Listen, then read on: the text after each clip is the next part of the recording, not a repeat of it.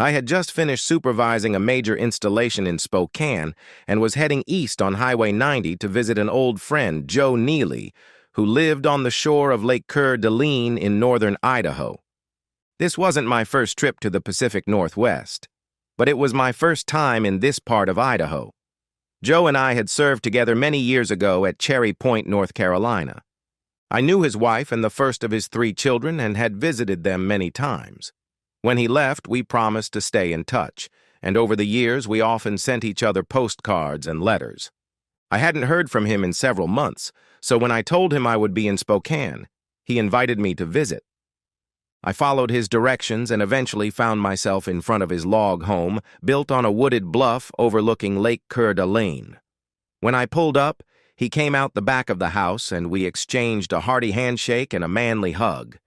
He looked much older than I remembered, but he was as strong as ever. "How's it going, old sea dog?" he asked. "Not bad," I replied. "How are you?" "I could complain, but there's no point," he replied with a laugh. "Go out back, I'm grilling some moose steaks and I put some beer in the fridge." I asked when he handed me a cold beer. "She died a few months ago," he replied sadly. "She had pancreatic cancer, but by the time they found it, it was too late." "I'm very sorry," I said. "I respected Wendy very much." "Thank you," he replied. "She was a damn good woman. The best." "Are you seeing anyone?" I asked. He shook his head. "No," he replied. "She made me promise that I would find someone else after she died, but to be honest, I just can't. When you've been married to the best, everyone else pales in comparison." He cut the moose steaks, and we began to eat. I had never tried moose before, so it was a real treat for me. "How are you holding up?" I asked. "Fine," he replied. "At least I get to enjoy this view every day," he added, looking out at the lake. "Wendy and I fell in love with this place when we first saw it and decided to stay. The kids come a couple of times a year and I spoil my grandchildren." He looked at me for a minute before continuing. "You know, Wendy wasn't my first wife," he said. "No, I didn't know that," I replied. "I never told you about my first wife, but if she hadn't cheated on me, I would never have met Wendy," he said. "I don't know if I told you, but I've read your stories. I really enjoyed them." "Thanks," I replied. "It's just a hobby I do on the road, just for fun." "Some of them really hit home," he said with a smile. "To hell with the critics, that's what I say. Keep writing." "I appreciate that," I replied. "Maybe you'd like to write a story about what happened to me and my first wife," he said. "I'd love to hear it," I replied, taking out my tape recorder. "Do you mind if I record it? I want to make sure I get it right." "Go ahead," he said. I placed the tape recorder on the table between us, and he began to tell his story. Joe's story. I joined the Marine Corps right after high school in 1974. It was either that or spending my whole life working in my father's store. After boot camp, I ended up at Marine Corps Air Station El Toro in California. That's where I first met Marcy. She was a year younger than me, and we hit it off right away. We dated for several months before I proposed. She accepted, and her father, a Marine who had served 3 tours in Vietnam, approved of our marriage. We got married in a small church and went to Las Vegas for our honeymoon. I believed I had it all. Marcy was a beautiful girl with a perfect figure. She had long, flowing blonde hair that fell to her shoulders, and she was a real wildcat in bed. She was also a bit of an exhibitionist. I'll never forget one night when we were at the pool in the apartment complex where we lived in Anaheim. There was no one around, so she took off her bikini and threw it on the edge of the pool. That's how it was between us, and I believed I was the happiest man on earth. About 6 months after our wedding, I was sent to Okinawa for a year of military service without my family. There were a lot of tears, but we got through it. Since she was working and studying to be a nurse at night, we decided to move out of the apartment. I got a raise to cover the rent, so she only had to pay for utilities, which wasn't much. She had her own car and hated driving my truck, so that wasn't a problem. The night before I left, we made love and promised each other that we would be faithful and right to each other every day. I hated leaving like that, but I had no choice. For the first 10 months, we wrote to each other every day. Hot, passionate letters. I loved getting her letters because she always sprayed her perfume on them, and I always got turned on reading about what she wanted to do with me. About 6 weeks before I left Okinawa, she told me that her friend from school, Bridget, was going on vacation to San Francisco for a couple of weeks and asked if she could go with her. I decided it wouldn't hurt and agreed, on the condition that she would write to me and let me know how she was doing and where she was. She agreed and kept her promise for a while, but then the letters stopped coming. I kept writing, but I didn't get any replies. About a week before I left, I went to the USO and called the apartment, but no one answered. So I called her friend to find out what had happened. Bridget was planning to return to the East Coast to join her boyfriend and told me that Marcy had decided to stay in San Francisco for a while longer to visit friends from school. She didn't know who they were and didn't have their contact information. I didn't even know she had friends there. Then the letters I sent her to San Francisco started coming back, unopened, marked, address unknown. What the hell? I thought. Where the hell is she?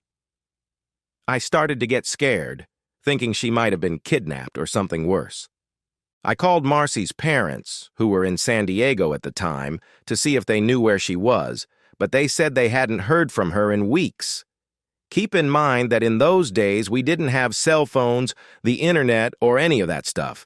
They offered to pick me up from March Air Force Base when I got back if I didn't hear from Marcy.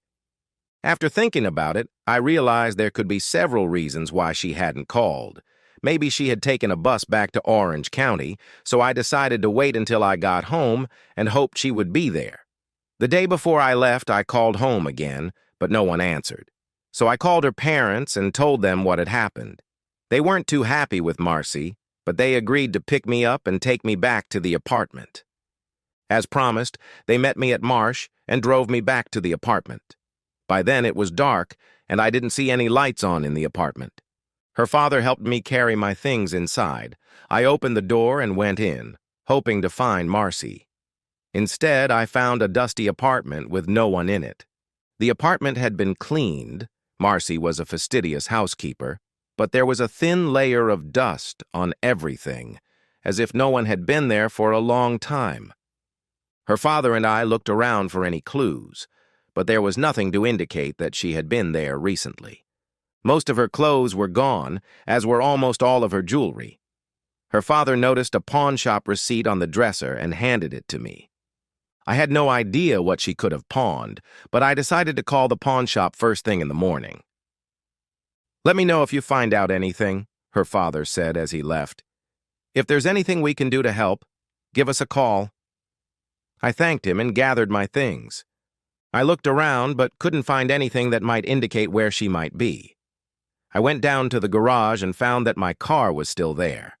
Marcy usually parked her car in her spot under the carport, and it was still there. Where the hell is she? I thought. I called the local police to report a missing person, but they brushed me off. To hell with it, I thought, and went to bed. The next day, I got my first leads. I called the pawn shop using the number her father found on the ticket and learned that she had sold her wedding rings for $100. I was furious. I had saved up for those rings for months and paid a fortune for them. The pawn shop offered to sell them back to me, but I refused. In a rage, I took off the ring and smashed it with a hammer. Later, while cleaning up and gathering my things, I came across a stack of letters addressed to Marcy from someone in San Francisco named John. The letters were dated 6 months before she told me about her trip.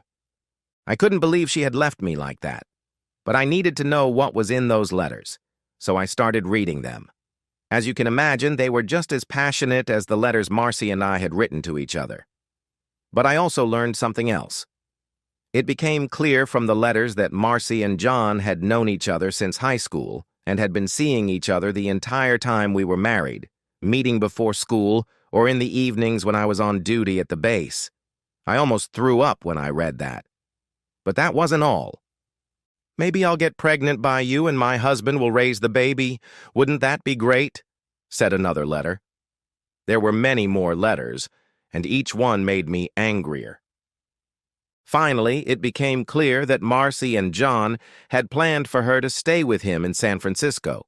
The trip with Bridget was just a cover, so that everyone would think she had simply disappeared. It also became clear to me that she had finished her studies and was hoping to find a job as a nurse in San Francisco. Of course, she didn't tell me she had finished her studies, but it was part of their plan. I wasn't just angry. I was furious. I couldn't understand how she could do this to me, to us. I had so many opportunities to change her, but I didn't. I called her parents and spoke to her mother, Ginny. "Hi, Joe," she said. "Have you heard anything about Marcy?" "Yes," I replied. "She's living in San Francisco with some jerk named John." "John?" asked Ginny.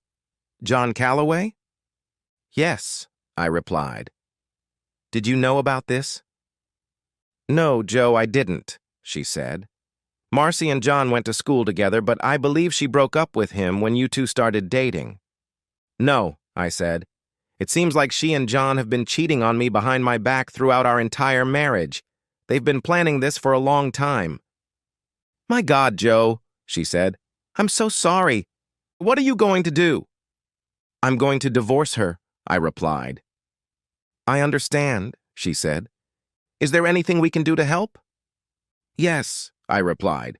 "You can come and get her things. I don't want them. All I need is my clothes, the TV, my tools, and the stereo. Her car is still here, too." "Okay," said Ginny. "I'll talk to her brothers and we'll come get her things over the weekend."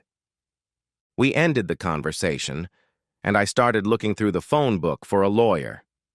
Damn, there were so many, I didn't know where to start. I started calling and found one who could see me on Friday, but not before then. Friday, I thought. That was 3 days away. Of course, this wasn't how I planned to spend my vacation, but I had no choice. Then I decided I had to find her and figure out where she was. I looked through the letters John had sent her and found his address in San Francisco. Deciding it was time to go, I checked my truck, grabbed a few things, and drove off.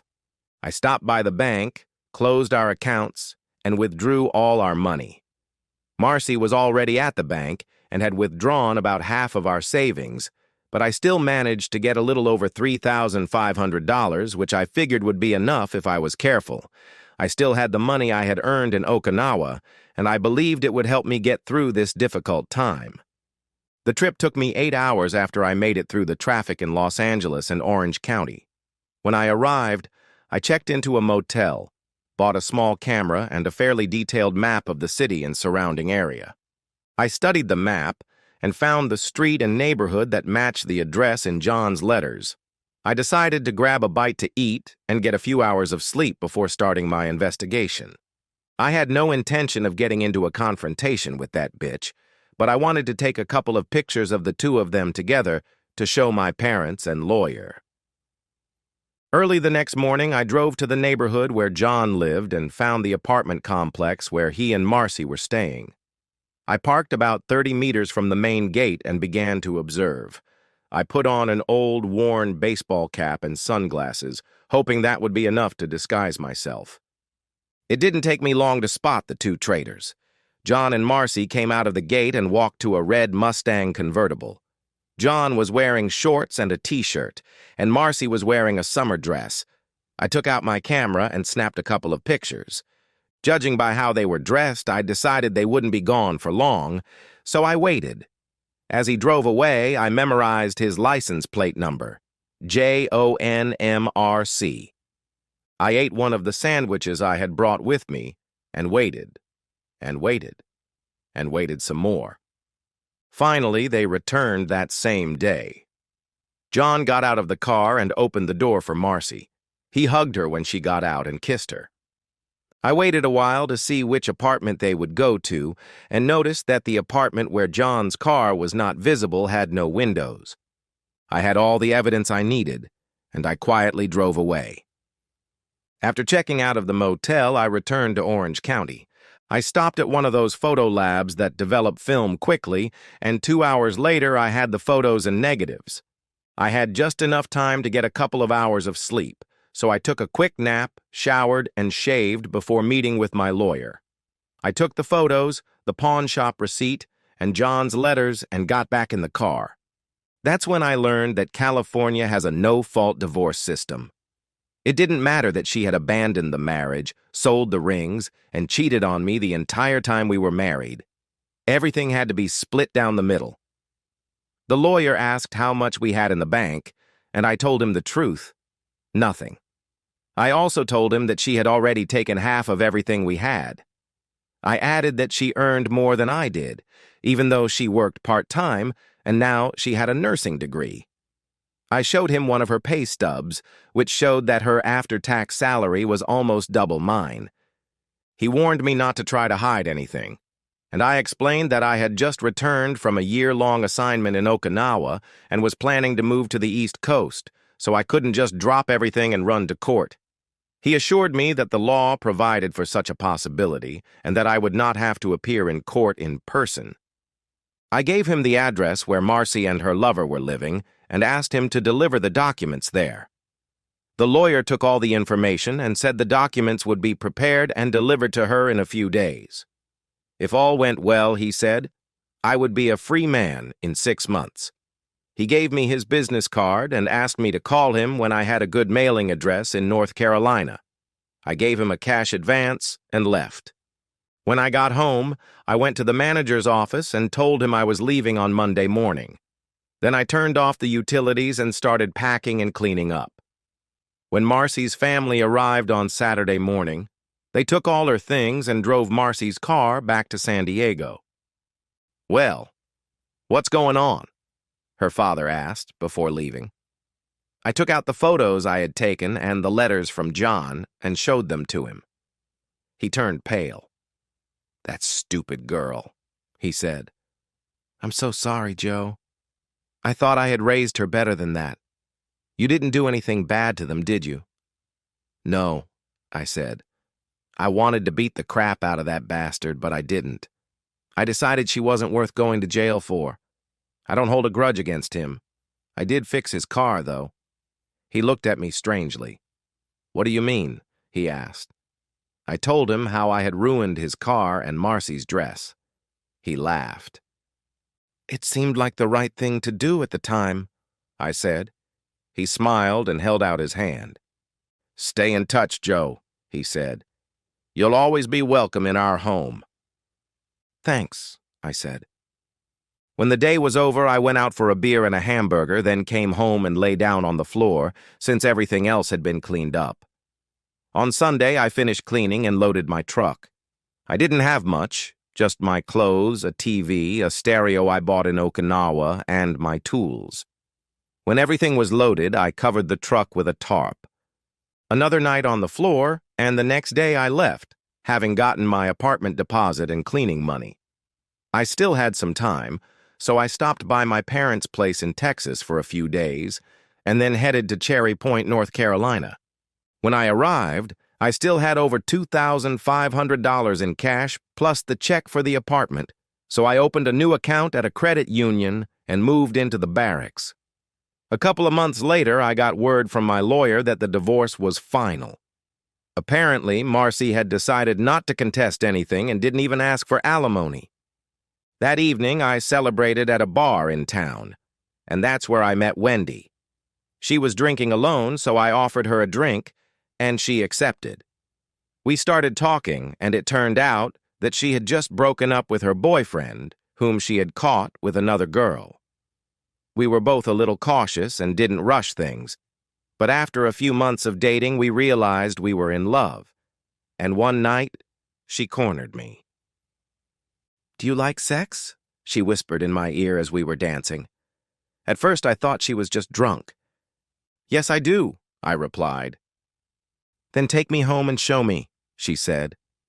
Yes, ma'am, I replied and walked her to my car. We had crazy, passionate sex for several hours. When we finished, she got up on her elbow and looked me in the eyes. You know, I'm a faithful woman, she said. and I won't tolerate cheating. I'm a faithful man, I replied, and I just got divorced from a woman who cheated on me. She smiled and hugged me. Okay, she said, and kissed me. That night I proposed to her, and she said yes. A few months later, we were married in the barracks chapel, and the rest is history. So, Joe, I asked, have you seen your ex-wife since then? He looked at me and took a sip of his beer. Actually, yes, he said. Her father left the army about 10 years ago and opened a gun shop. He invited Wendy and me to come and celebrate with him and his family, and we went. I was stationed at Camp Pendleton, so it wasn't far to drive. By that time, we had 3 kids, so we all piled into the SUV and went. He took another sip of beer. She was there alone. It turned out she had caught John with another woman, he said. She looked terrible. I believed she had gained about 50 pounds since I had last seen her. When she saw us together, she almost fainted. I introduced her to Wendy and the kids and thought she was going to cry. Then I leaned over to her and asked, "Did John throw all this junk out of the car?" He smiled and took a sip of beer. I thought she was going to break down, he said. Did you do this? She asked. I said, I'm not going to say anything, and walked away. Did she ever apologize to you or explain why she did it? I asked. He shook his head. No, he said. She never apologized, and I really didn't want to hear her stupid excuses.